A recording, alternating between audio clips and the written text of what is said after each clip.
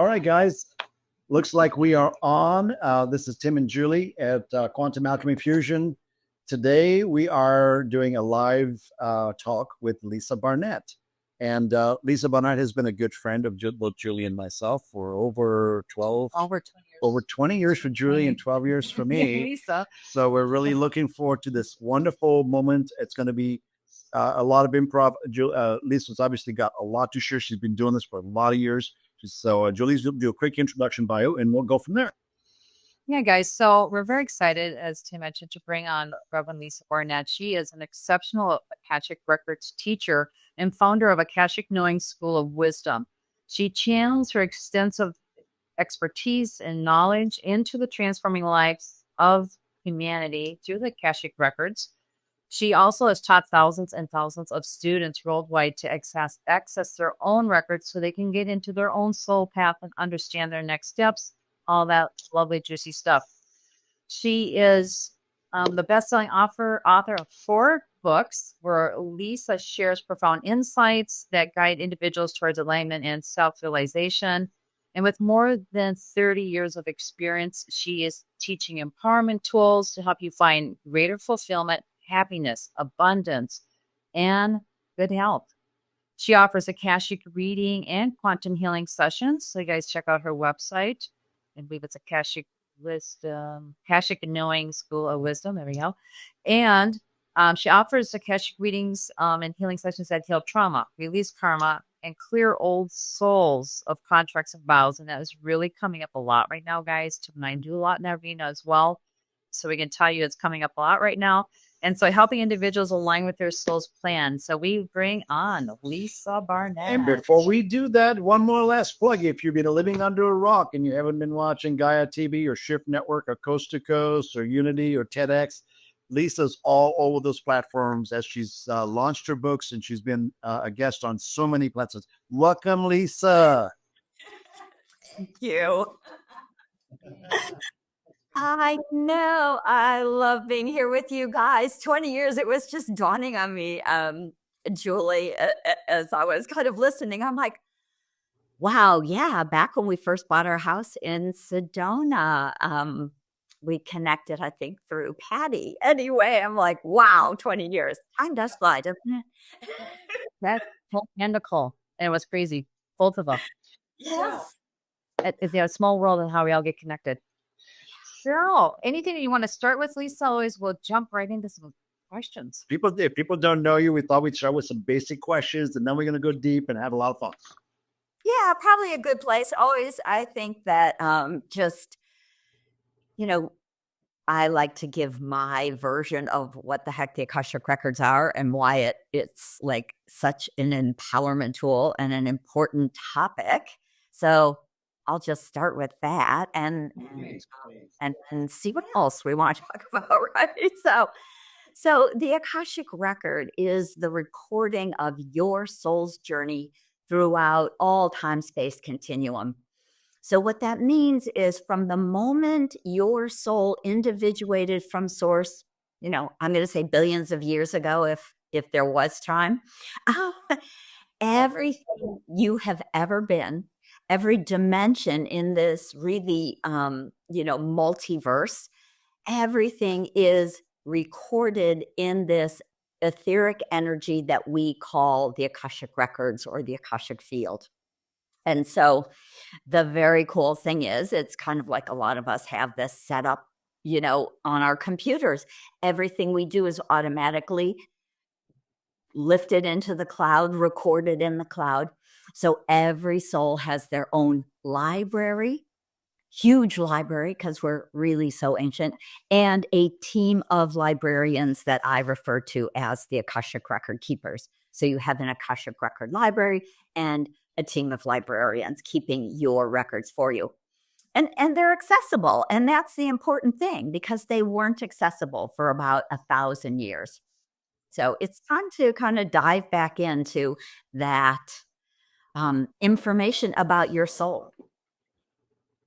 Very cool. I have a question since you brought up that it records everything. Are the records actually stored in our solar system, in the galaxy, in the cosmos? There's been a lot of different theories around where where are those actually being held, and how are they being protected from not being, interfered with? Right. So what the record keepers say is that they are part of source energy. They are part really of the quantum field of the all. So we have our personal libraries, there are collective libraries, there are galactic libraries, right? So there are more than just our personal, but they're held in source. Our record keepers keep them protected for us, I would say, because the kind of mandate with the records is that we are only allowed to access our own records or someone else's records with consent, right? With conscious consent. So anyone who starts to muck about in other people's records will lose access to that, and often really lose access to a lot of their psychic abilities, their clairs, their gifts, right? Because they're literally pulling those higher energies away from us when we abuse and misuse them. I mean, that's good to know, right? There's a lot of, with the matrix thing coming up with Earth ascending, there's a lot of distortions in the field. So I think it's comforting for people to understand that this is a safe place, that they can come in here and they are secure, that there are guardians that are checking everybody's ID basically to get into their records and make sure they are integrity and authentic and should be there. Because it is that time. And I see a huge surge with people wanting to know soul path, what's their destiny, and these trauma lines in the lineages, especially, that just seem to go on and on. We ourselves have been doing a lot of this personally. And I just think it's super important that you share those elements about it's a secure place. You can find a ton of stuff in here, and you can also heal a ton of stuff. You want to go into a little bit about the healing side of that?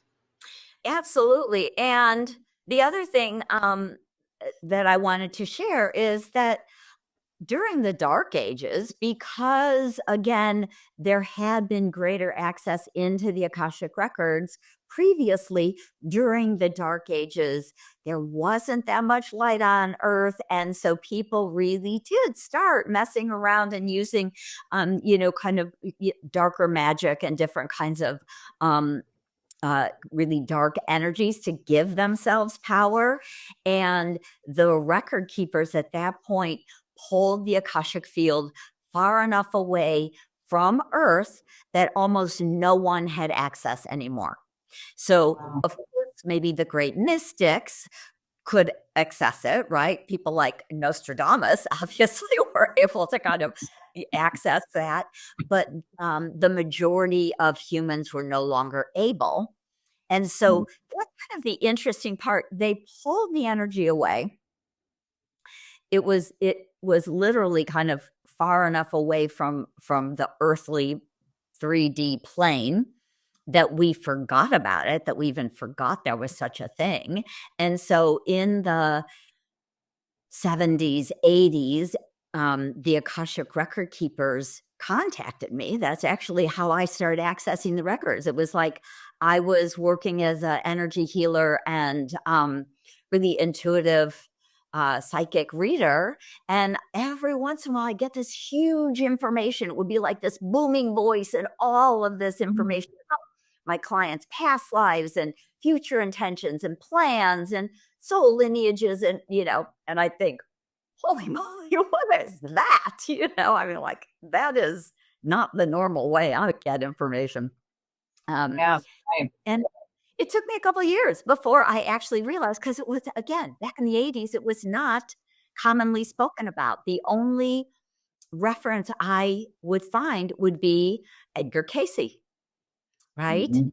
So it took literally almost 5 years for me to figure out who the heck was talking to me, start having a conversation with them. They would say, help us to re-anchor this energy so that we can bring this back at this powerful time in history, and of course, for a while I thought I was crazy. And then, It sucks being the first. Yes.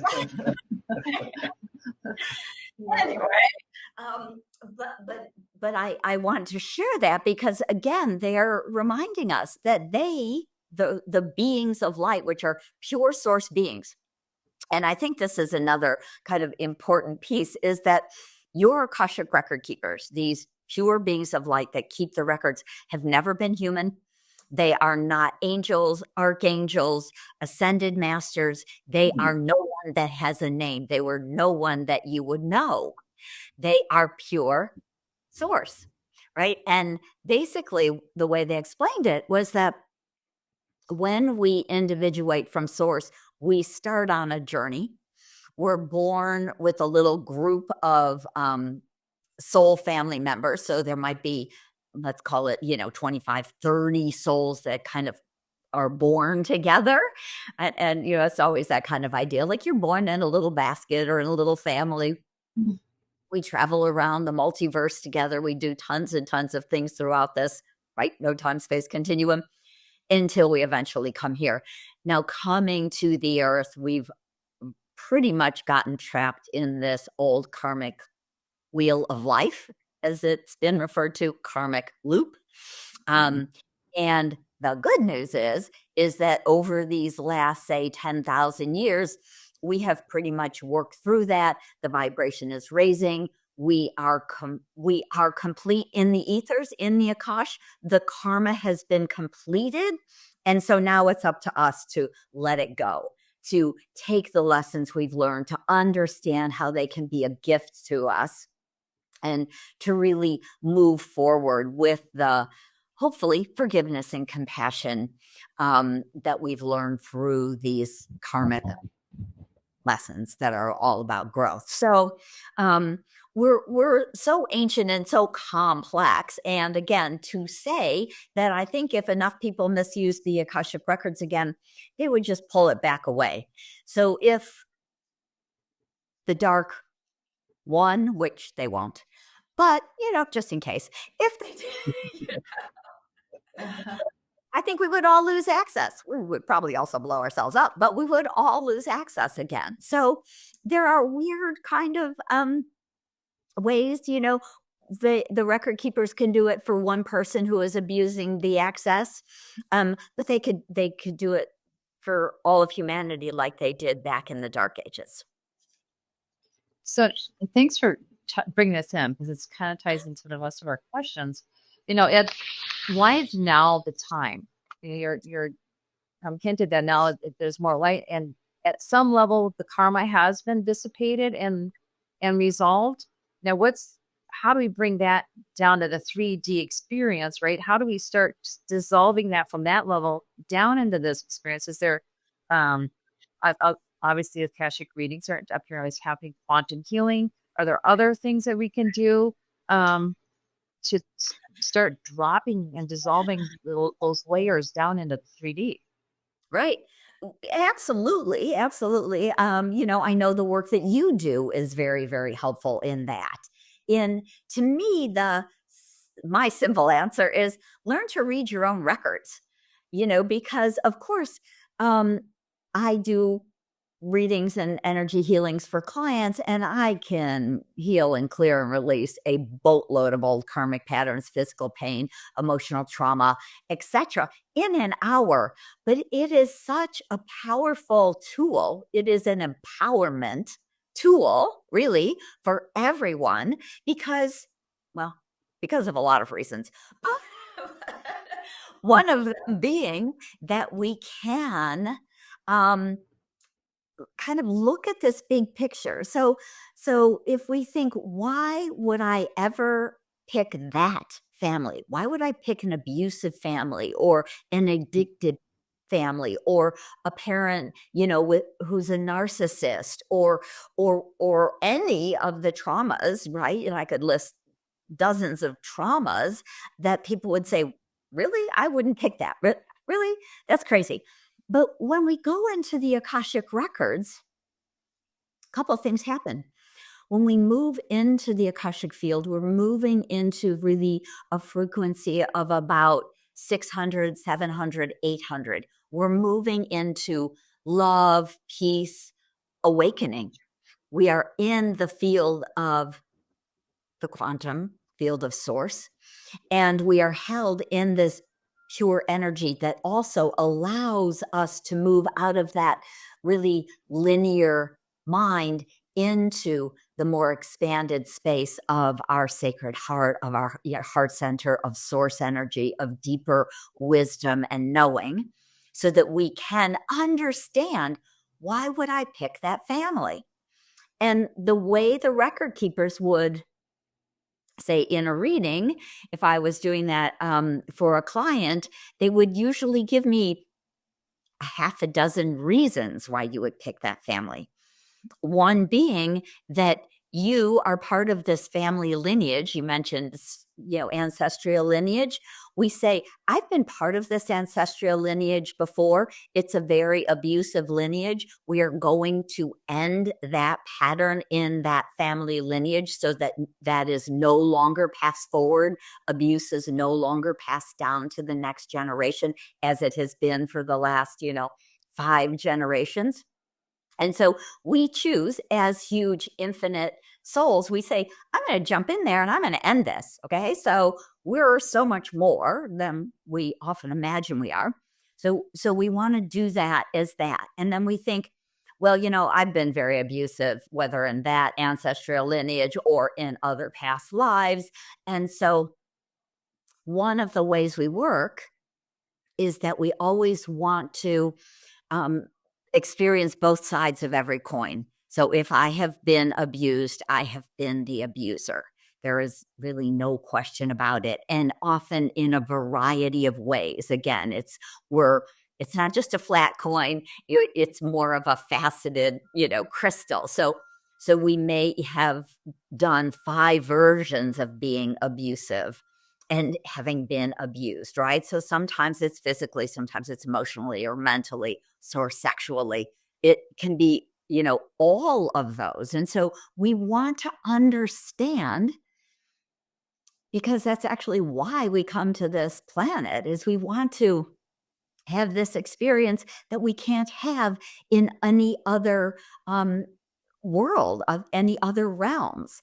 And so we want to experience it all. Right? It's kind of like, going to an amusement park and riding the roller coaster, even if it makes you sick, going into the whatever haunted house, even if it scares you. I mean, it's kind of like that. I mean, that's really what we're doing. And so we start to understand when we can kind of, grok that fact, when we know, see, feel, kind of can download that truth, it really shifts and actually helps us to clear, release, delete, and heal in a moment, kind of that light going off, right? And so we can realize very quickly. And of course, in the Akashic Records, I do a lot of quantum healing. I teach my students to do this for their clients because it's so important for all of us to heal from our trauma, from our wounds, from our huge questions that leave us just in a quandary, like, why the heck would I ever, right? So we really want to understand, and in that space of the wisdom, in that space of that quantum beautiful field of source, we are able to heal very, very quickly and understand. And when we understand, then it's much easier to let that go. And again, so we're releasing the old karmic patterns. It gets unstuck. We move into a greater space of compassion, usually, and then many of us will go out and take what we've learned from our karmic, from these painful karmic patterns, and we may turn that into, maybe we become a therapist or a healer or some sort of spiritual leader, teacher, right? We take the wisdom that we glean from these lives and we share it with humanity. I had questions been rolling around in my head about everything you're saying. So much you packed in there. So thank you so much for that.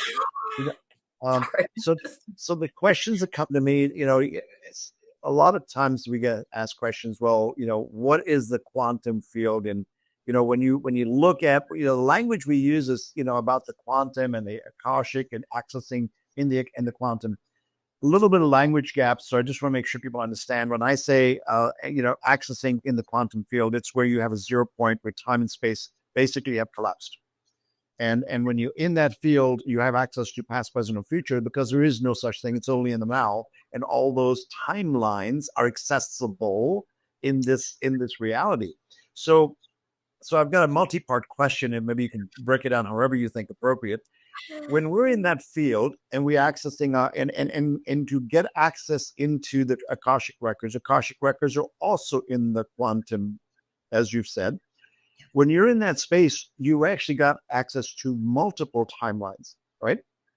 So I'm just wondering, how do people, when they're access the Akashic records and they're accessing it in the quantum, do they like cherry pick? I want to pick this timeline, and how do they go through let's just say library cards to figure out which timeline I want to pick from, and what am I really getting? Because you could be reading another timeline versus the one that you're in now, and how do we sort through the access to this? Fascinating question, Tim. Thank you. So I would say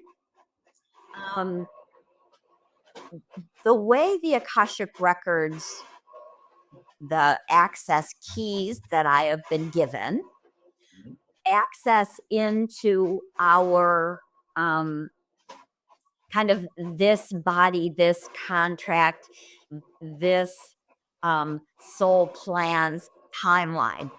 So, of course, you can ask about some other timelines. You may, we can shift some of them around sometimes, which is pretty fascinating. But generally, as we're going into, it's almost like opening the door. We're going into this timeline library, right? And so they try, and again, because there are record keepers, there are librarians who are in service to, just you, right? If it's your library, Tim, they're your record keepers. And Julie's got her own separate library with her own separate team of record keepers. And so they're not all collective. They're a team that's really just yours. And the kind of fascinating thing is that in doing readings for other people, you really experience the variety of kind of personalities that these record keepers have. Right? And so, like, I'm sure, Tim, yours are very funny. Julie, not so sure. More serious, definitely. Mine yell. I swear to God, I have had students do readings for me, and it would make them cry. They would be like, "Oh, they're yelling at you," and I'm like, "Oh yeah, they're just." Right? That's how I get so much done. They are very, very, very aggressive, pushy, and they want me to get all this stuff done. And so they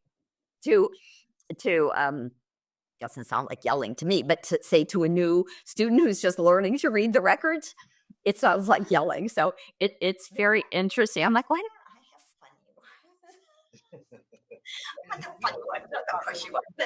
Because we know for a lot of years, and we know that you are a go-getter. You completely push through everything we've seen you come across. So they're just reflecting you, I think, and or maybe it's behavior. I'm not sure what came first, the chicken or the egg. It's one of those kinds of things, right? I'm like, so and back to timelines. Yes. So I'd love to kind of explain the way I see it, because probably the first time I had like a very profound experience of being in the void, which is what I call kind of this 0 point. Often it's been referred to as the quantum void. And to me, the quantum void is, well, of course, it is 0 point. It is no thing and all things, right? It is infinite possibilities and nothing. Yes. So I had this experience many years ago where I was doing a reading for a client. I opened their records and I was just in the void. It was just felt that I was in a infinite black space. And I thought, oh, that's a cool and interesting, right? And then they asked a question about a block. And all of a sudden, it felt kind of like, instead of just being completely infinite void, like I was in the middle of a huge infinite black ball. Like I was inside the ball. But what I saw was almost like golden threads spinning around.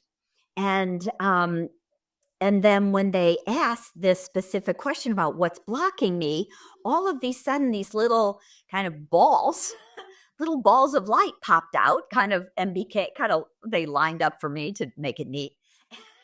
But they were all past lives or other lives or other timelines. And they were symbolic, we'll say, but they were the lifetimes that this person had these challenges that were still affecting and blocking them now.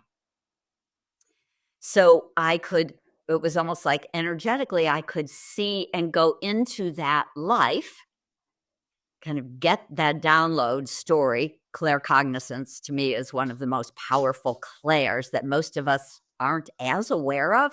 It's clear knowing, right? So I go into this life and I know this story. I'm like, oh, that life you were killed for.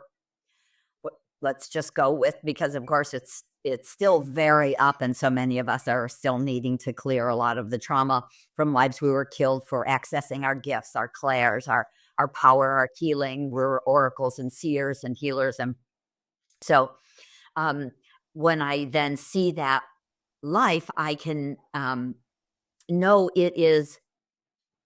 it's healable again in this no time space, even though this may have happened 600 years ago or 6,000 years ago, doesn't matter, that in this field, the energy, the pain, the emotion, almost in the sense of being able to put focus on it, energetically inviting help from source, from our record keepers to release, delete that heavy weight, the physical pain, the trauma, the energies that kind of lock us down.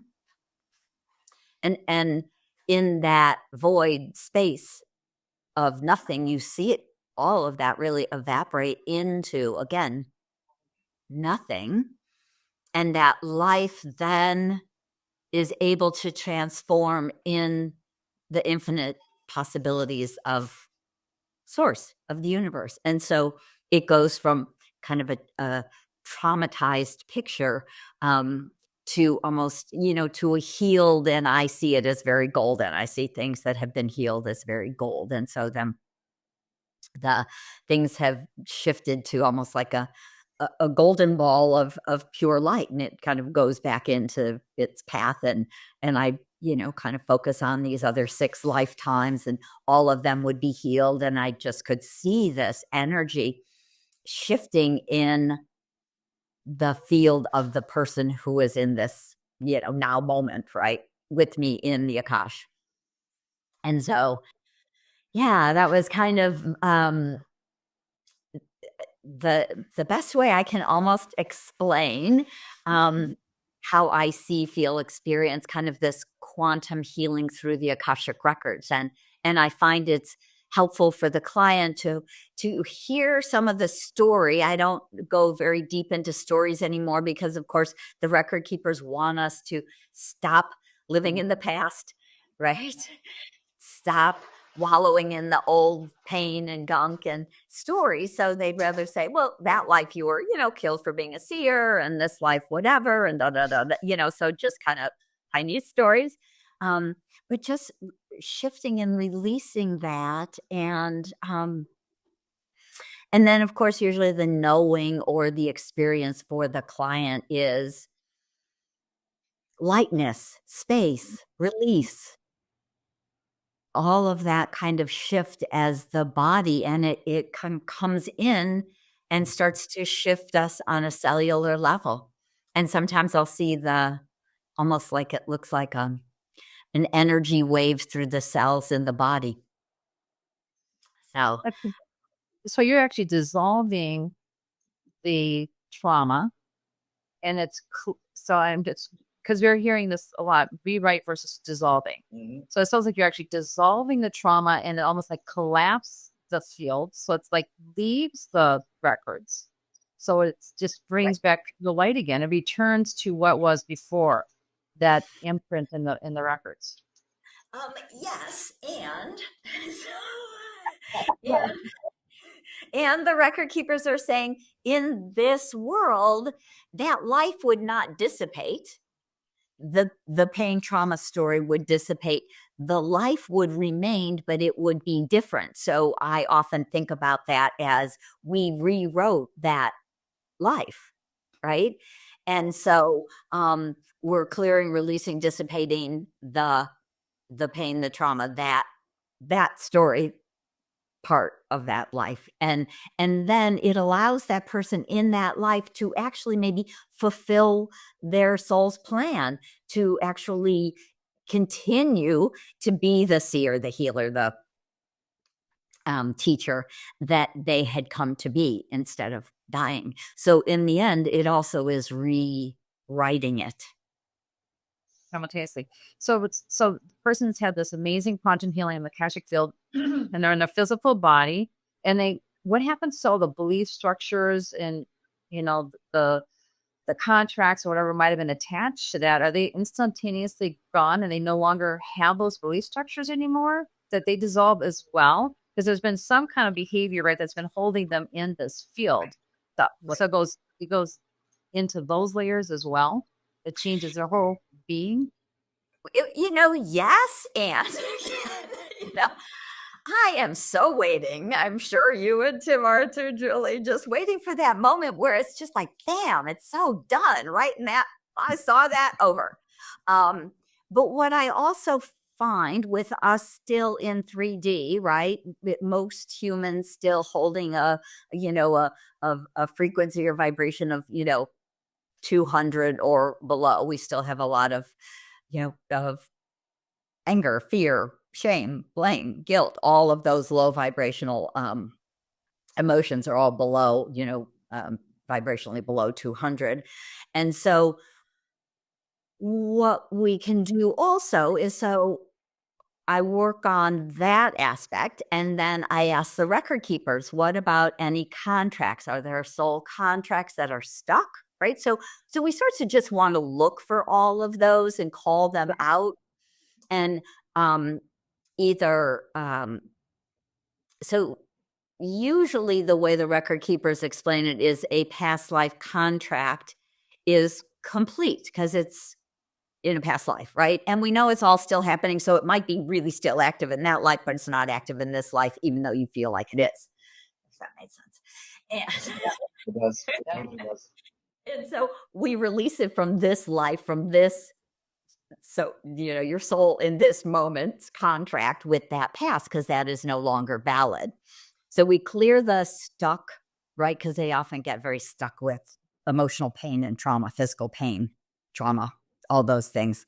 And so we release those. I look for any vows we made, because again, usually if we're getting maybe we're getting tortured for being a seer and they want some information, right? That all of that physical pain. While you're in pain, we often make vows such as, I'm never doing that again. Yeah. Oh, true. Why would we want to? I don't want to be a seer. Look at what that happened. That sucked. That was like I was tortured. I was left to die in a cell. No. We want to go through and release all of the vows we've made, because vows are very weird, sticky things. So go through and release all the vows we've made around that life. So I do it and teach it to my students. pretty linearly, meticulously, because I find that as humans, that's what we still are, right? I know it's changing and will change, hopefully sooner than later, but in this moment, I find that it is very helpful for clients to know that we're clearing these old contracts from past lives. We are burning all the vows. I'm a big fan of fire because I think that burning things like a vow, it just dissipates. And Yep. so, yeah, so I like to go through. I sometimes will find that we actually rewire someone's brain, left, right hemispheres of the brain, to kind of help to shift out of some of those patterns. And then the other really kind of big and powerful tool that I use in the Akash is to really deprogram people, right? We have huge collective programs and we have a ton of personal programs. Yep. Right? And again, in the Akashic Records, I will see these programs often as they look sometimes like a kind of geometric shape around a person's head, around their heart, it might be around their whole torso, it might be around their whole body. But these are programs, they're like cages. Sometimes it might look like an octagon, or sometimes it might look like a jail, literally a freestanding jail cell. And we make them, our parents make them, our religions really strengthen them, yeah, all of that. And so again, it's a very important piece to me to kind of work on breaking down. Part of what keeps those programs in place is we have these kind of energetic connectors that say, if you go out there, you're not safe. If you say that, something bad will happen. And so they're kind of the support system that keeps the program in place. So again, so we start to break down all of the support systems so that we can dissipate, so we can destroy the program and then free them up. So again, it's a process. I know, as your work is also, right? There's many aspects and layers, and so we go through a lot of these processes. And so for a reading, I often say that, if you're over 40 or 50, you would probably work with me for 3 times, 6 times, depending on your especially your childhood trauma, your ancestral trauma, things like that, because we as humans move a little bit slower than, again, I believe we'll be able to in the future. But at the moment, layers takes a while for the body to reorganize, right? To process it, to move on to the next level. Yeah, so you just answered another one of my questions, which is great. That does take time, and let's kind of differentiate. Like for us, we go into the quantum field as well in our practice, and I have had people, previous teachers, previous just modalities. They really promote affirmations and trying to rewrite your belief structures.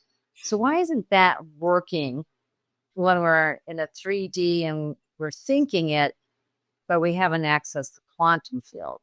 Why does it? How can we have that gap? Well, our mental layers are very, very powerful. And on one hand, we can say that it absolutely plays into creating our reality, but it's not just that. And that's the thing. So when we're doing affirmations, when we're saying something every day, often we move into an automatic rote kind of way. Yeah. So we often are not even thinking about it anymore, but we're not connected through our heart. We're not connected energetically through these other bodies. And so we need to go deeper and bring in, you have of course not only the brain, the mental aspect, but in our head, that 6th chakra also holds that pineal and connects into into, the gateway into source, into higher vibrations. But our sacred heart, our gut brain, right? We have to literally bring all aspects of ourselves in order to start to make these shifts. And I think that's one of the reasons that we also see that raising our frequency is so, so important, right? As well as really bringing it into the body, into the heart, into the physicality, not just the mind. The mind is just a small piece of changing your world, but we're really talking about changing your reality. So Yeah. it's worth doing. Yeah. Yeah, I know. I think it's been almost 15 years when I first introduced to working in the quantum field and coming and breaking out of the matrix hold, right? So I wanted to touch a little bit on all of these experiences that it sounds like there's soul contracts. We come in here, we're having these trauma experiences. So is that the role of the matrix on this planet? Is that that they hold that dark energy that we can have those experiences, or is there a different role, or is there other additional roles that the matrix that we've been talking about getting out of? Right. That it's what is its purpose here at the end of the day, because it's kind of confusing for people, right? Because you've got so much coming at us from all these are the song way. We just look at social media and the politics and the news force and everything. Everything is bad, bad, bad, bad. What is the role of our messaging, right? And how does it connect with our soul agreements? And what is outside of the soul agreement that's actually maybe interfering in humanity tapping into that higher quantum field? Well, it's so complicated, Julie. Have an answer because it is complicated. I'm just dumbing down for the 2-year-old. I will give you my weird complex version, which is even a way simplified, because I think it is so complicated that our minds would just blow up if you could actually see all of the dimensions and all the layers and all of the architecture. So when we go into looking at our world more as architecture, one of the things the record keepers say is that, again, very long time ago, very high dimension. For some reason, the 14th is the one that always pops into me. We decided from that world, from that realm, that we wanted to have different experiences, right? So from a space of very angelic human beings, we're like, ooh, let's bring the earth down. Let's go from the 14th down to the 8th. Let's see what the 6th is like. Let's, come down into this 3rd. And so we actually, kept changing the matrix, because it is really all architecture. So I look at that matrix as a version of architecture, until we came down and created this more earthly plane. And then I believe that, again, we're not, I don't know, there's so many other realms and beings and other things going on out there, right? So I always kind of think, because I don't want to make it any creepier than we already think it is.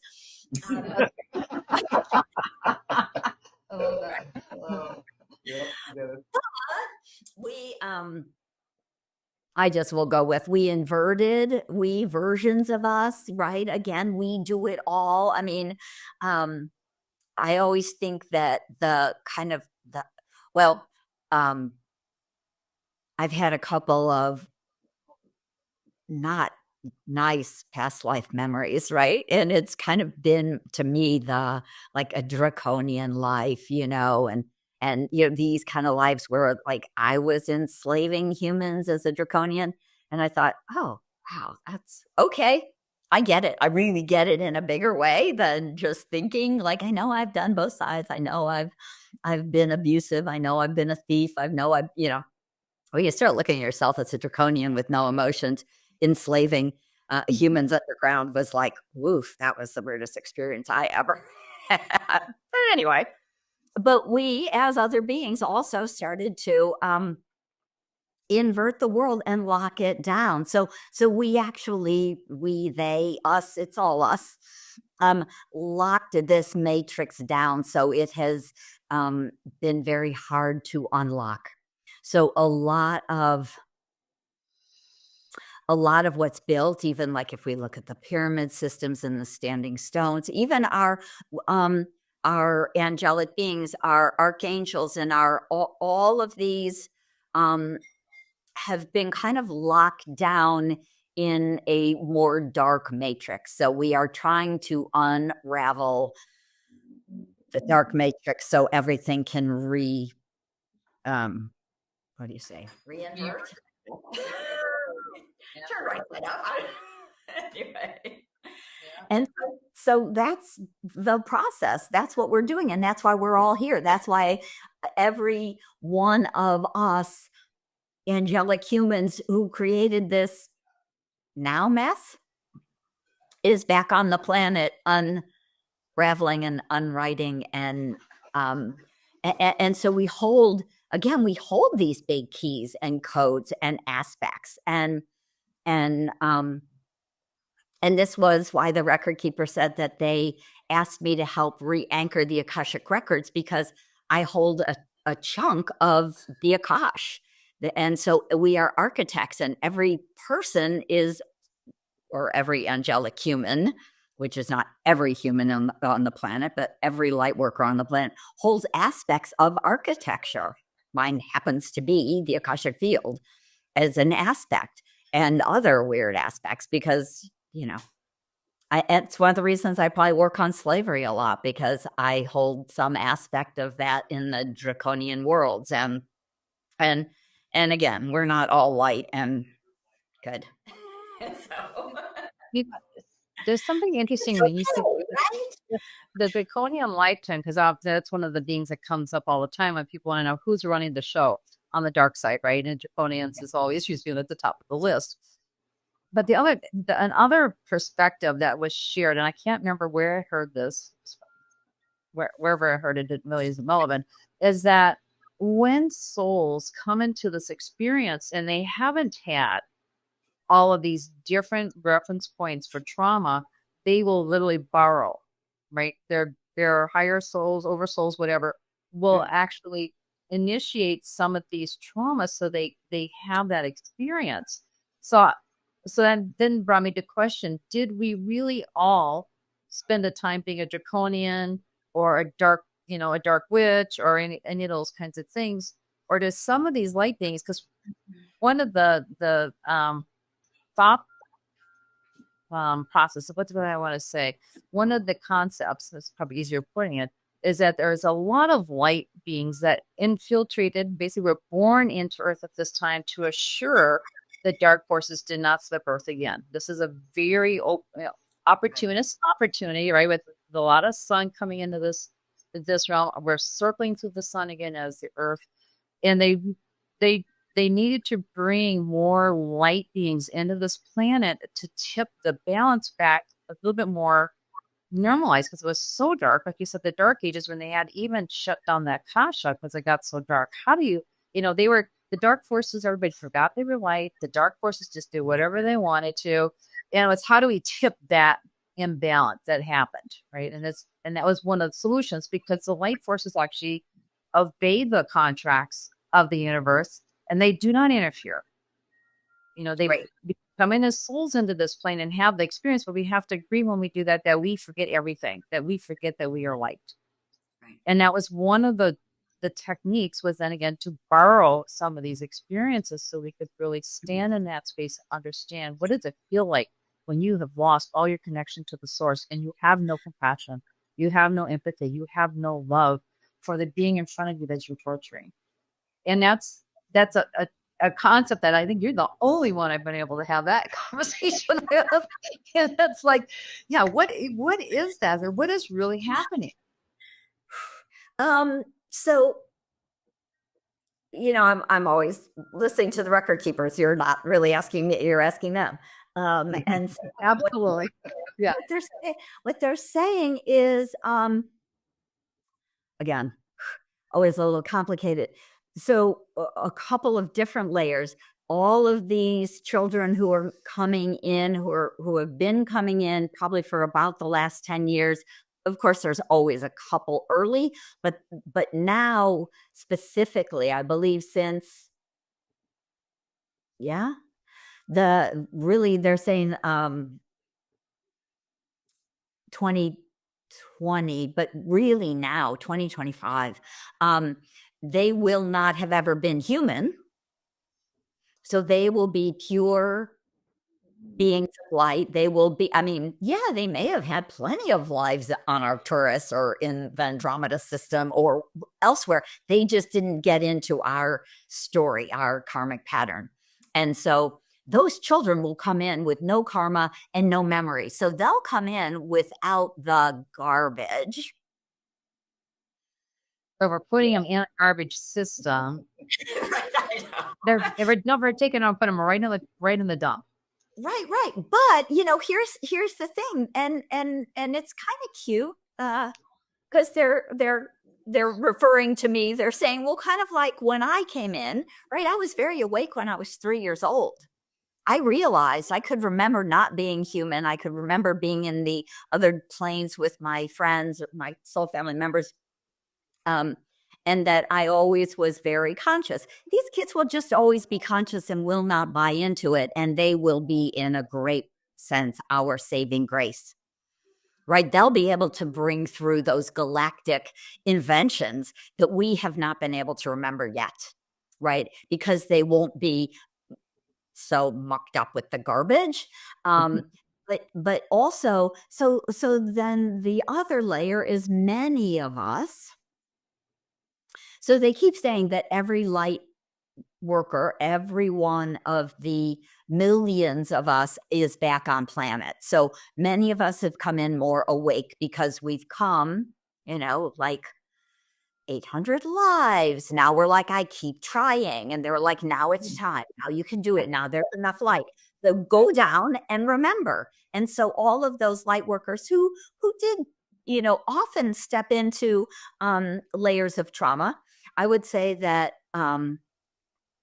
because this was always so kind of mind-blowing to me, about 70% of the light workers on the planet, of the older light workers who are probably at least 50 or older, stepped into abusive families to end abuse on the planet. Right? So it was, yes.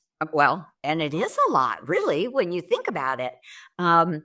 Because that's, again, it's a huge collective soul contract to kind of allow abuse and look the other way, for it to be normal or unseen in ancestral lineages, all of these things.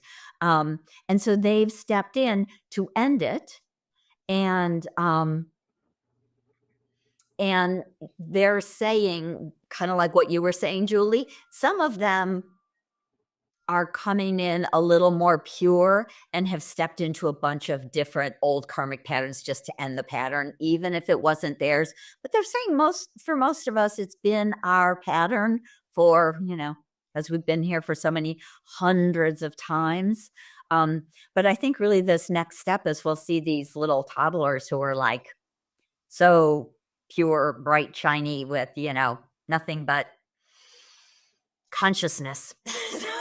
Yeah, we have grandkids, right? And Tim has his son has 3, 5 and under, and I had 8 there. Yeah. And so now my youngest grandchild just turned 4, and he's been deemed autistic. Oh, and I can, when he was first 1, I would watch him just go into a space, and you knew he wasn't really here, right? He was connecting with something else. And he honestly could care less if you're in his world, because he is connected really someplace else. It's kind of interesting. And he's right now a handful, but because he moves like silent wind. Is just crazy. He has a whole different vibration or frequency about him. And so I'm just curious, when you're seeing that in law, especially the last 5 years, and now it's going to be even stronger. These beings are coming in with no karma.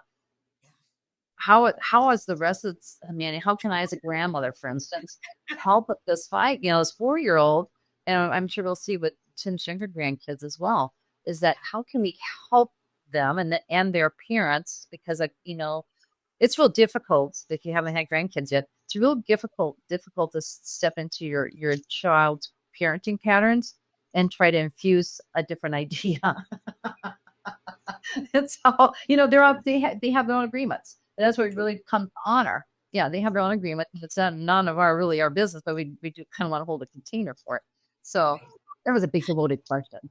Yeah. Well, I mean, one of the things that the record keepers keep saying is that as the vibration of the planet raises, then these kids will be able to shift into living here and being more integrated here. So it basically sounds like whatever we're labeling as autistic will go away, right? Because they won't just be in the next higher dimensions. They'll be able, when we're in the 4th dimension, it'll be easier for them to be here and to download the information they've come to download and to help us change, the things that they've come to change. So, I think it's really exciting.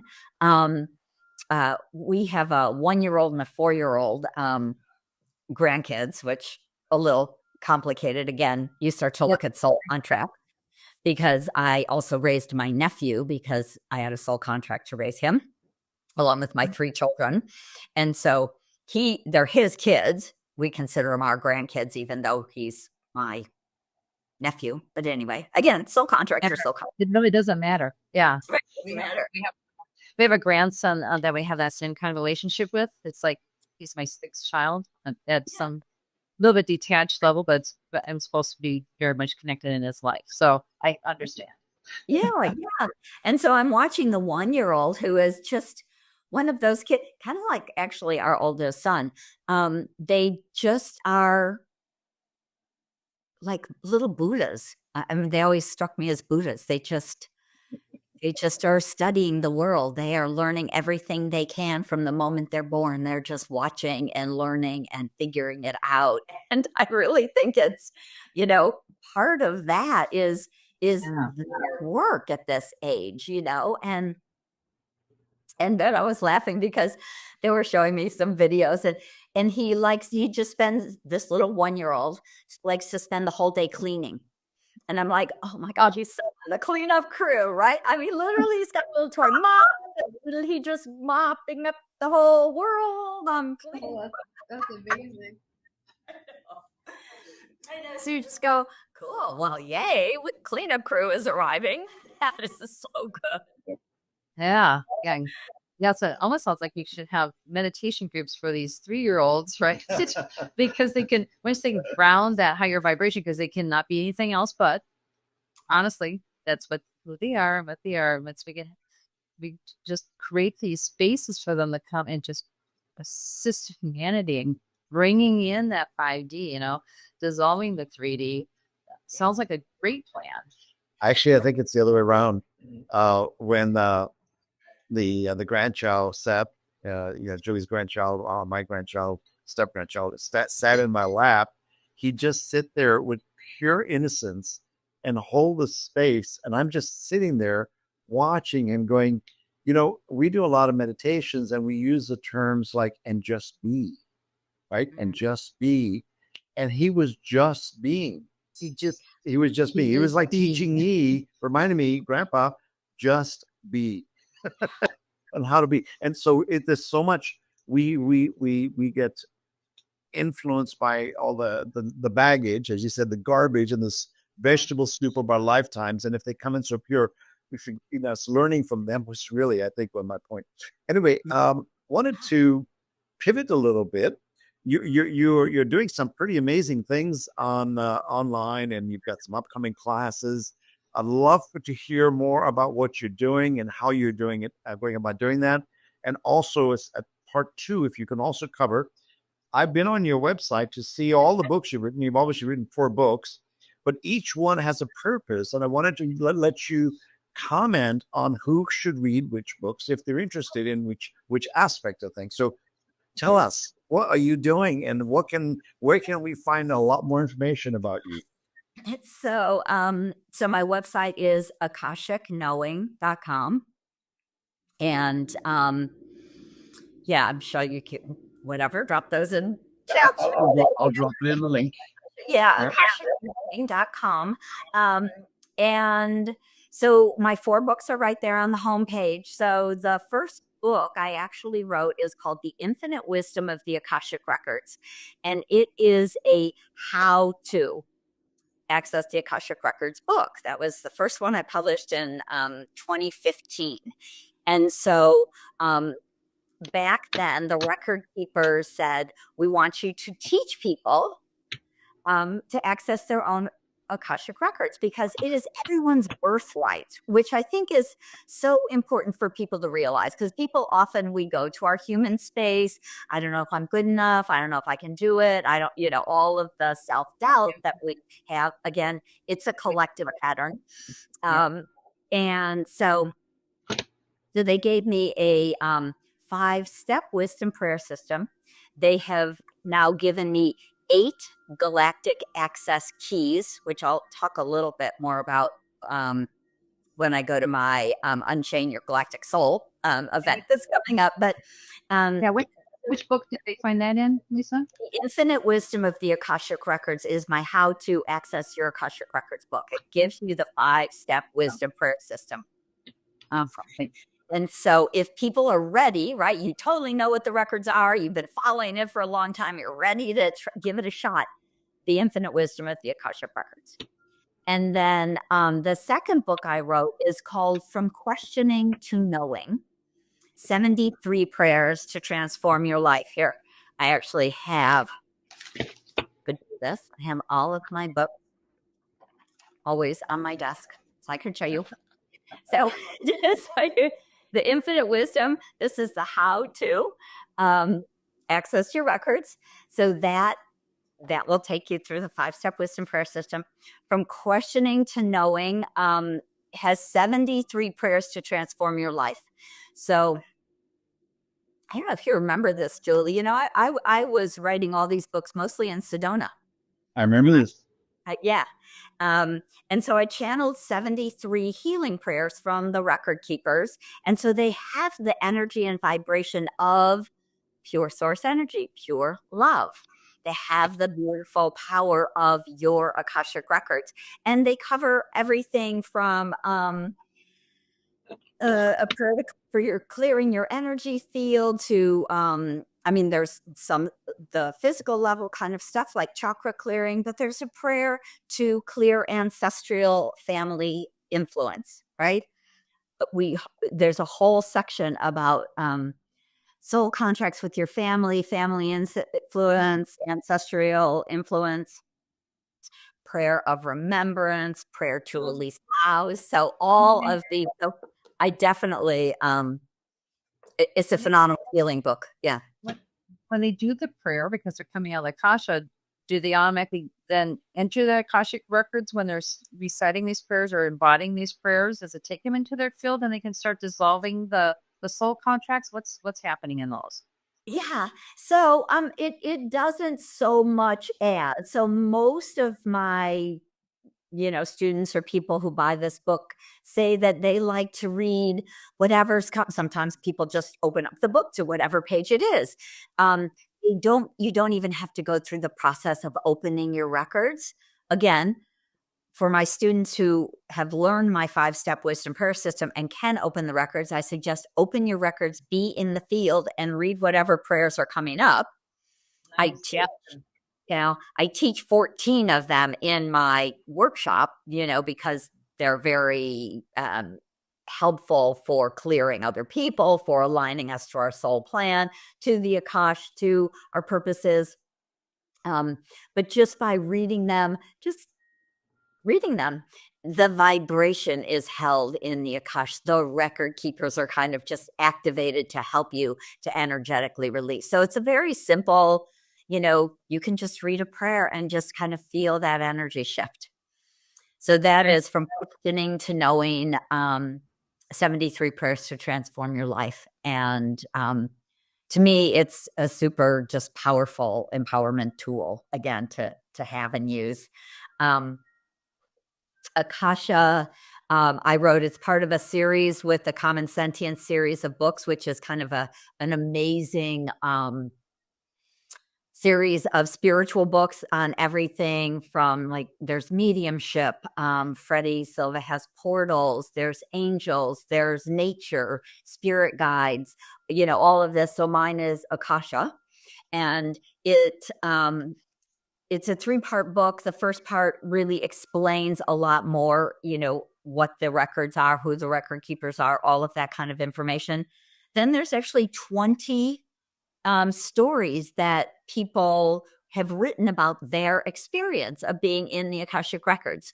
So for some people, like I wrote my story about having been a whale is in here. But there's 20 different stories of different kinds of experiences. And then again, I do teach you to start accessing the records. I want everybody in the whole world to start to read their own records. So my abridged version of the 5-step wisdom prayer system is in here.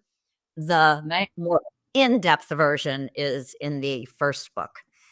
So that's, kind of a quick read. And then the other book, The Record Keepers, the 4th book is Your Soul Has a Plan. It's a really awakening to your life purpose through the Akashic Records. And it helps us, again, understand that we're not victims, that we made a very complex plan. Most of us have 50 to 100 soul contracts with other people, that we come here to really do a lot of stuff, as well as hold the light, as well as unlock the pieces, of the architecture that we may have locked down, supporting others, our families, or not, holding the energy of the sacred feminine.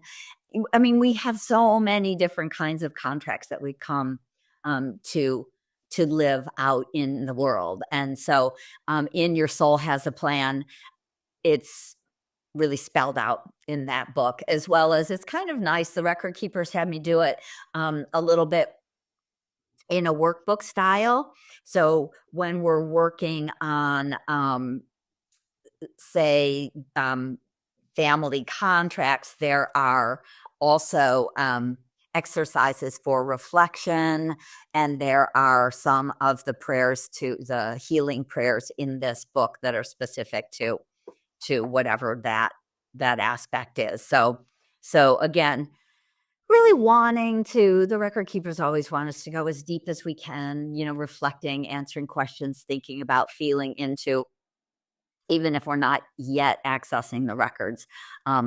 So it's really a book the record keepers want me to write to help more and more people awaken at this really important time in history. And so you've got Unchain Your Galactic Self, right?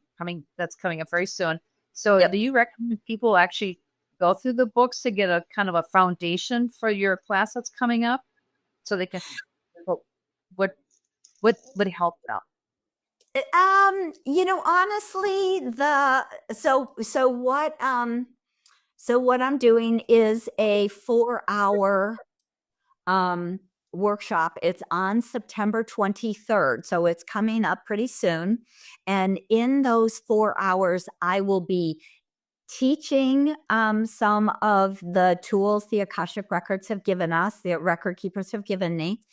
I will definitely be working on sovereignty, aligning to your soul's plan, and I will be bringing everybody into the Akashic field with me, so that we can do a lot of group healing. So again, and I popped that one in the chat for you, Tim, in case that's useful. Yes. So I made this. So it's called Unchain Your Galactic Soul. And it's pay what you want. You could pay $1, you could pay $88. I love all the numbers people are paying, $444, kind of, or $44.44. or, it's very fun. I love the number thing. But in this, really, we're talking about that every single human is a galactic soul.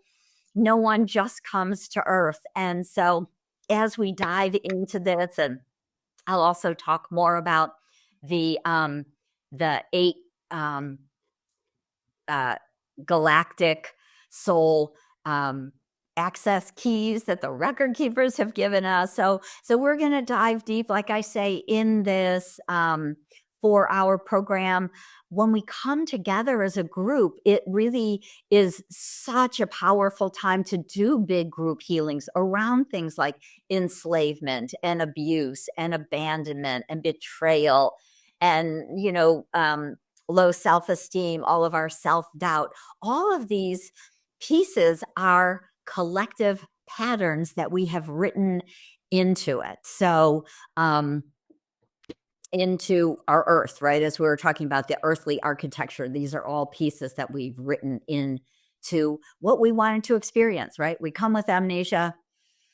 We have all these challenges, and now it's time for us to wake up, to clear these huge patterns, to remember and realize that we are powerful, powerful, ancient, infinite souls. And we really do have this. We really can change, I believe, and transform this world in a very short amount of time. But it's going to take every single one of you kind of waking up. Question that's come in from, is it Leah? And Leah. Yeah. Yeah, I do not have a retreat scheduled in 26 right now, but we never know because I just do what the record keepers tell me, and sometimes things show up really quickly. What I am doing, I am not considering it as a retreat as much as a conference. I am hosting an Akashic Record conference in San Francisco, April 9th through the 12th. And it is open to everyone who's ever taken one of my Akashic classes or anyone else's Akashic classes. I just want to really bring together everyone who's been delving into the Akash. And I will also do a 1-day, 8-hour Akashic workshop to teach you my 5-step wisdom prayer system in 1 day. So that is the live event I'm doing right now. But hopefully I'll be speaking a couple of different places around the country. And who knows, right? The energy is shifting so quickly. I just really always want to stay in the present moment, listen to what the record keepers tell us, and really follow their guidance, because it's the most powerful thing that I can follow for my business. And I really believe that it is. That's the great gift of learning to access your own records. You can get divine guidance every day on whatever it is, whether it's in relationship to your friends or your family or your business, your life, healing, clearing, right? Releasing karma.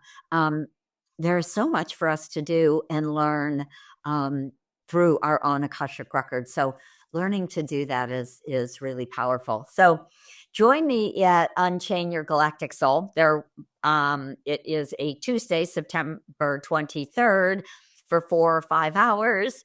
Again, huge healing. I love to do group healing. And then I will talk more about the 2-month deep dive in the Akashic Records that I'm going to be offering in the fall. Sweet. Yeah, and also people, we have we're just scheduling all update on our lives would be first weekend of February. And then it's an interesting time because as a teacher, I mean, since 8/8, I'm just getting downloads almost every day about how to bring forth the next level of our programs as well. So, like Lisa said, check in because things are really shifting that fast. Humanity is shifting that fast, and we have to shift as fast to meet the needs of what the student needs. And so it's fascinating and a lot more believe it or not structure. We do a lot like you do, Lisa, and you can really add to this. Is that bringing more and more conscious awareness into this 3D physical body, right? So be really consciously aware of how you're doing your day. So you start seeing the things that you're repeating that aren't healthy. So you can do something different. it's kind of the baseline of the new structures that I'm really getting pushed on. Is like, start talking about this more. And it's like, well, it sounds like old Tony Robbins stuff. I'm like, they said that people need the structure. They need to be responsible. They need to be accountable. And it's like they need a reminder of some of these structure tools as we're actually bringing them into the quantum fields. We're doing all this work. They're taking responsibility for themselves, right? They're coming in their own records. They're doing their own readings. How do they start bringing that into their everyday structure? So they start living what their record keepers are sharing with them. Oh, they really embody that. And it's, yeah. So it's a great question about new stuff coming up. Yeah, check in daily because it's kind of how fast it's changing. So, wanted to just make sure everybody who's listening to this, either live or recorded, if you follow the link that says quantumalchemyfusion.com/interviews, there's a hidden link right on the page. Two things. One is for anybody interested in the upcoming Unchain the Galactic Soul program from Lisa. It's on that site. It's on our main page as well. Either one. And if you go to the /interview section, there is a bonus meditation, guided meditation for you for today. We want to offer that to you guys free. Just click on it, download it. You'll get actually 3 meditations, and you'll get them both on video as well as in audio format that you can play anytime. But going back to that, bookmark our site is also Lisa's site. There's lots of new stuff coming all the time. Our events page, it's funny you brought up the word architect, Lisa. We are actually working on a program, and if I can do a sneak peek, it's actually called Architect the Life You Live, Life You Love, and it's coming soon on under our program. And if you like what you heard on this conversation today, just flowing between all the beautiful work, Lisa, you're doing, your focus has been around the Akash, and our focus blends in with yours. We just love the synergy that we play in, and the soup we're playing in. But going back to the thing about if you've done any Tony Robbins or Brian Tracy, there's so much you can learn just picking up those things. But it's more about the fact that it's a shift. It's not a do it for you service. This is you stepping into your power, stepping into your sovereignty to own it and take on, with tools like Lisa's teaching, getting access to the Akash, getting access to your records, going into the quantum field, building that muscle memory. We've forgotten this stuff, and just remembering and just re-remembering it now. So, anything. Yeah, go ahead. I think it's amazing that you're encouraging people to take responsibility to get into their own Akasha, to not depend on others, to give them that message, to take responsibility, because it's a much better step. And, we do everything in the quantum field, same thing. Take responsibility. You've got to come to your heart. You've got to come in with the true, mind frame that you are here to do this work. You want to know. You're not asking somebody else to do it for you. I find that a huge shift in the light workers framework, because we've had so much of this, do it for me. Please clear my karma for me. Please do this for me. And then they go out and pick up another piece. And that's what I think that's what's transitioning now. It's that the universe is saying, listen, we've done that for you. Now it's time for you to do it for you. Yes, empower ourselves, right? We have been playing, the little tiny humans with amnesia for, at least the last 10,000 years, at least this round of humanity. And it is time. The way we're going to transform our world is by seriously waking up, stepping into our own power, stop being afraid of the word, the energy. You are powerful, ancient, wise souls, right? Step into your power and make some changes in your life. It only has to be in your life, because that, of course, ripples out to humanity. So when we make a new choice, when we make that choice to be the forgiveness, to be the compassion, to forgive ourselves, right? Whatever it might be, to step into that next level of learning or growth or love, whatever that doorway is you've been looking for.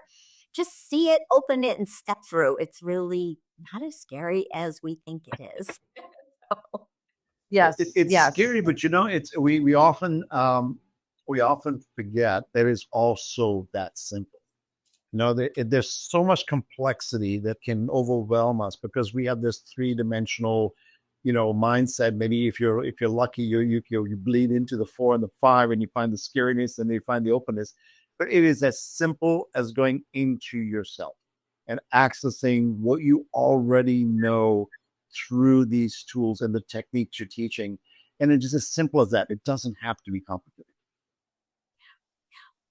Yeah, I love that. It really is true. And again, it's, the day of the guru is gone. It is very much time for every one of us to become our own teacher, because we're ancient and wise. Most of you have lived at least 500, if not 800 lives on this, or 1,000.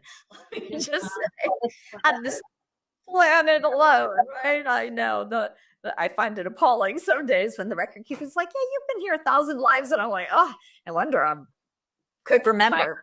After that. And I'm thinking, what am I, remedial or what? I need to come back some more. Yeah. To kind of wrap it up, we've got a couple of questions. One is, I'm going to rephrase it a little bit, is what do the ETs have to do with humanity awakening? Because we keep hearing they're going to be revealed. And then the other part of that is, what are the record keepers saying about the time we're in? There's so much chaos, so much change. What's happening in the world? And do those two pieces actually connect? Sure. Well, so, the ETs are us again, right? Yeah. Yes. That we start to imagine ourselves, the every life you've ever lived is that an aspect of your soul, and you have probably current aspects in other planets, planes, realms, maybe even on a starship waiting to land, right? As well as draconian. I mean, literally, that life was, to me, felt very present time under San Francisco Peaks in Flagstaff. Wow. Where had that experience, which was really wild. Yeah. Anyway, Close so to home. what? That's close to home for us. Oh, that's very close to home. I was on my way to Sedona. I spent a night or two in Flagstaff and went to a bunch of the sacred sites. And anyway, but they are us. So you may be in a human body and have an aspect still on Sirius or in the Pleiades or some starship, right?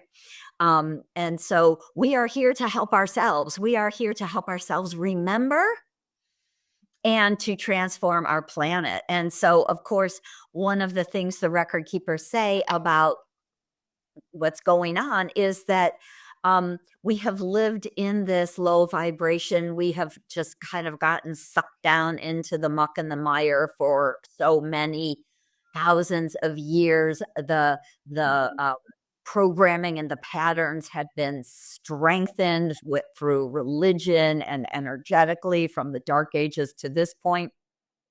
And literally, we need a wake-up call. And sometimes our wake-up call is something like a war or a crazy president or a hurricane or some natural destructive pattern that we're of course also going to experience probably more of, which is one of the things they say. And so it is about waking us up and realizing that we can no longer go on status quo.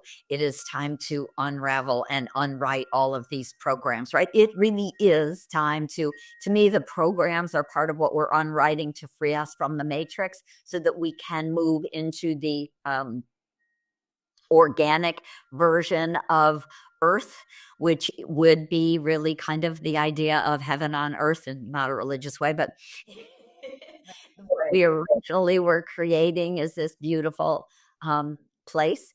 And so I believe that is where we're going with this unraveling of all of these collective contracts and programs and vows and traumas and stories and allowing ourselves to be ruled over. And really, we're all enslaved. There's absolutely no doubt about it in one way or another. So allowing ourselves to unravel and do that. And again, in Unchain Your Galactic Soul, that's part of the reason I love to do like a 4-hour masterclass like that, because we can come together and really in a collective group